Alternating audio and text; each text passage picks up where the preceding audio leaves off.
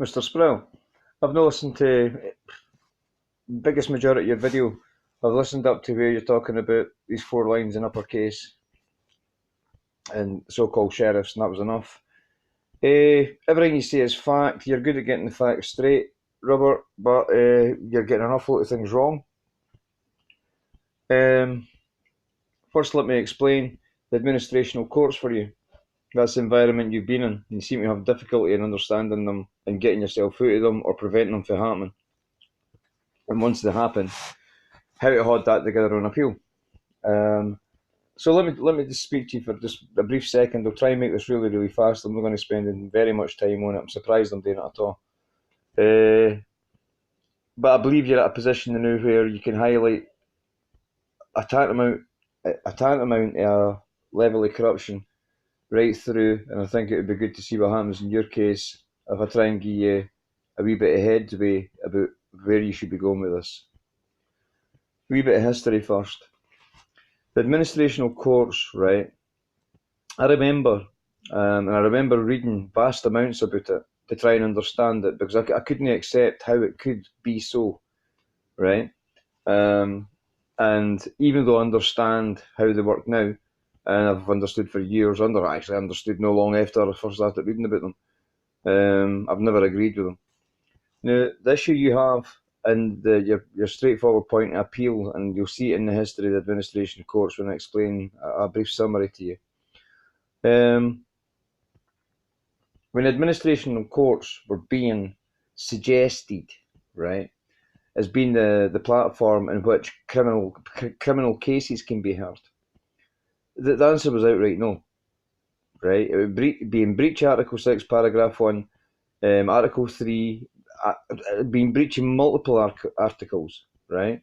But the court as a public body under Article 57(2) of the Scotland Act 1998 is amended. You also want to be reading Schedule 6 of the Scotland Act 1998, in particular paragraphs 1, A, B, C, D, F and G. You want to be reading them.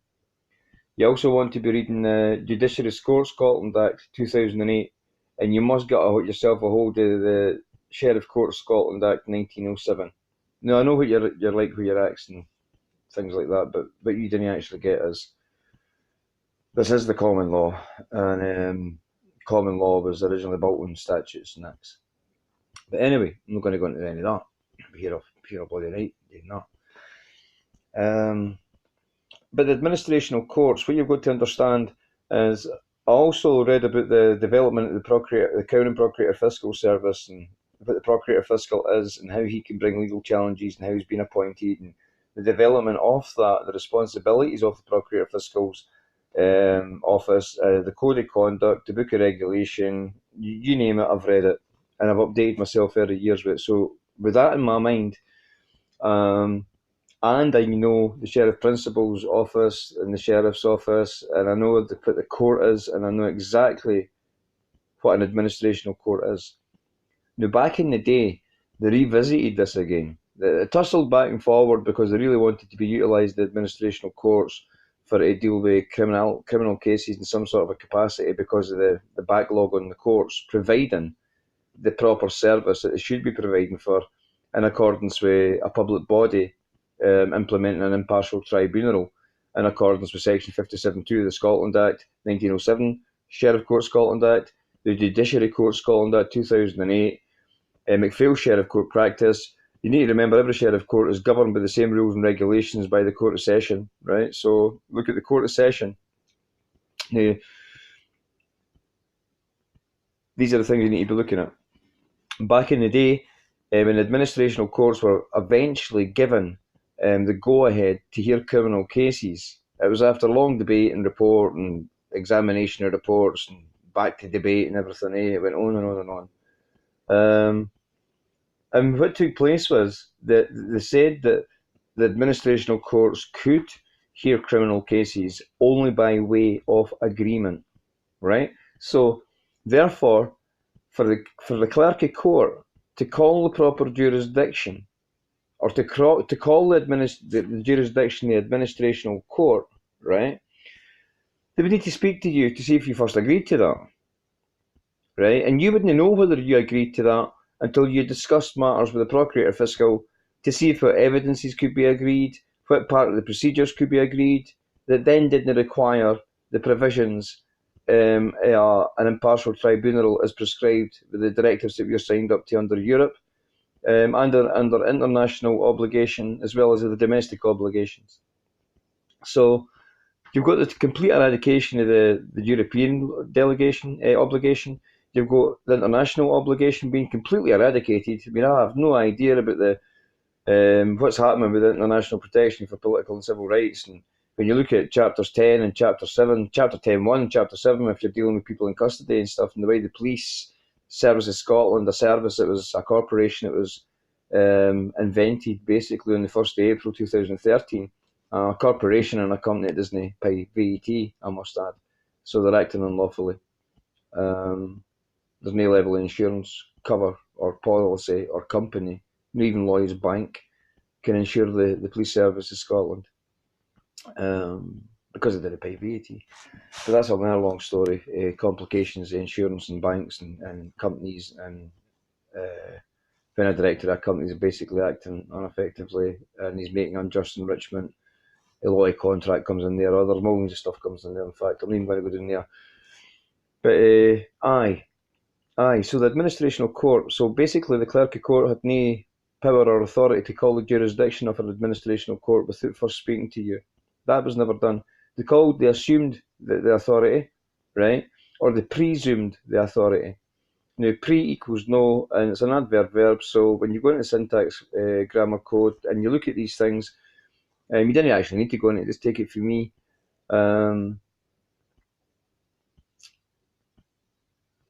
The presumed the position, so therefore they've got no jurisdiction at all, right? And these are all points of technicalities for appeal. They assumed jurisdiction. They had no jurisdiction in the administrational court. You required an impartial tribunal as prescribed by the directives handed down by Europe that we've signed up to, and by the domestic laws that brings us an impartial tribunal, as well as our international treaties and charters. That should be the first few lines of your appeal. Then you would want to speak about the Promise of the Oaths Act 1868 that the sheriff has then breached for a misfeasance of public office, and that is contravention to Section 57.2 of the Scotland Act 1998, which then brings in your European legislation under Article 6, Paragraph 1, Impartial Tribunal, Article 6, Paragraph 3, the equality of arms. You've also got Article 1, because you've got a right to everything under Article 1, and as you have failed to get effective remedy, redress and accountability within a 3-year period, in 2006, the European Court's Community Justice deemed that psychological torture, the levels had been met if you didn't get a domestic remedy, if you didn't get effective remedy, redress and accountability at a domestic level within a 3-year period. So where you've been fighting this thing away for a long time now, look for the length of time your appeals are going to be coming up. And you've also got an action for persecution and torture by the state, because they're acting ultra vires, which brings in an awful lot of acts and statutes. But they're acting ultra vires, which is ultimately in Scotland a section 57.2 of the Scotland Act, and there's got to be a contravention of the Scotland Act for the Human Rights Act to be implemented. You just can't go say you've not done an impartial tribunal, and I'm appealing because he doesn't exist and I do exist, and that's a fraud what they're doing. It's no, right? Anybody that walks into the court and calls it a fraud, it may be so. It may be so in every form of the word, a fraud, right? But the fact that they've got legislative force to be doing what they're doing, that is the thing that needs to be repealed, right? So you need to be bringing an action against the Lord Advocate's Office for prescribing impartial tribunals under administrative courts in the way that they are. Now, I quite believe that would be a hard appeal to accomplish, right? I think it would be hard to try and prove that is the case because, like I said before, it's by way of agreement, these are administrational courts. And where ultimately your point of appeal is you're not qualified as a solicitor, you're not a member of the Law Society, you don't have to abide by the rules and regulations. However, under the Court of Session rules and regulations and practice, what the Sheriff Court should have done with you was advised you on how to do your paperwork and give you time to do that and bring it back. Just like the High Court on your appeal, they should never have just refused your appeal. They should have looked at what could have been amended in your appeal or more competently put in your appeal, and they should have addressed the subject matter, the fact that you're a layman before the court, so they should have opened up their minds and used the best of their knowledge and ability to see your point. Now, everybody's failed to see the point, I think even including yourself, is the fact that you're not a member of the Law Society, you have no commission, you're not qualified to be in a court. So therefore you're a layman before the court, right? You didn't represent yourself, you didn't represent yourself, you never defend yourself, because to represent yourself, you can't do it, right? You're talking in babble right away, they become the executors of your estate, and suddenly you're knackered. Everything you say after that's no point in saying it.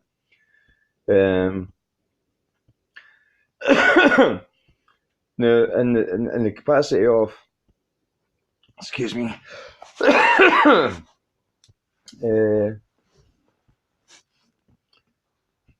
in the respect of you being a person who is not qualified, and you never defend yourself either, because if you defend, then you're defenceless. I always walk into court and offend any allegation that's coming against me, right?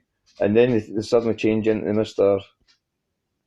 Title, and then they go down that road with it. And that's the fraud committee there, with me actually committing the fraud first by their coercion and claiming that I am the title. I never do. But there's loads of wee tricks like that I've never done for years because I can't be bothered. But anyway, aye, that's your point of appeal, and that's how you get your appeal there. Now remember, I've also read tons of stuff over the years, millions of stuff, unbelievable, credible amounts of stuff on access to appeal, the point of appeal, how you're always entitled to an appeal, how the fact that they've not backed your appeal is an appellant process, and you'll always have a relevant point of appeal. If you ever get lost in your appeal process, come and see me. I'll advise you what to do next. But what you want to be doing is raising a quiet voice, Dad speaking. What you want to be raising immediately is a compatibility minute, right, under paragraphs 1, and read A, B, C, D, E, F, and G. You definitely want B, C, D, E, F, and G.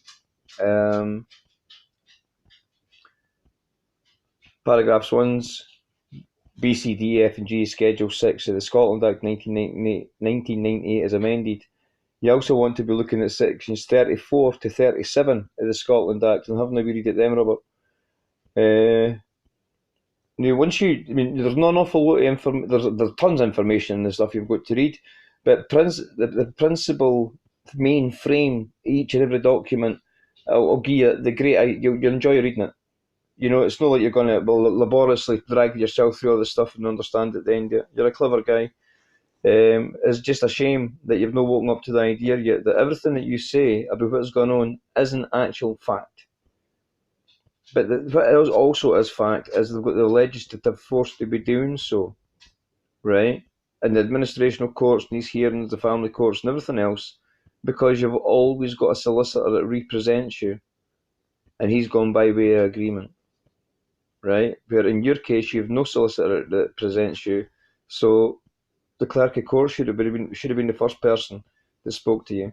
So they can't call a proper legal jurisdiction. There has never been one called properly because you've never agreed to it.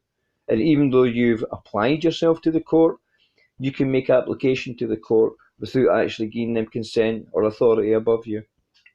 That's in the Criminal Procedure Scotland Act 1995. It's also reflected elsewhere.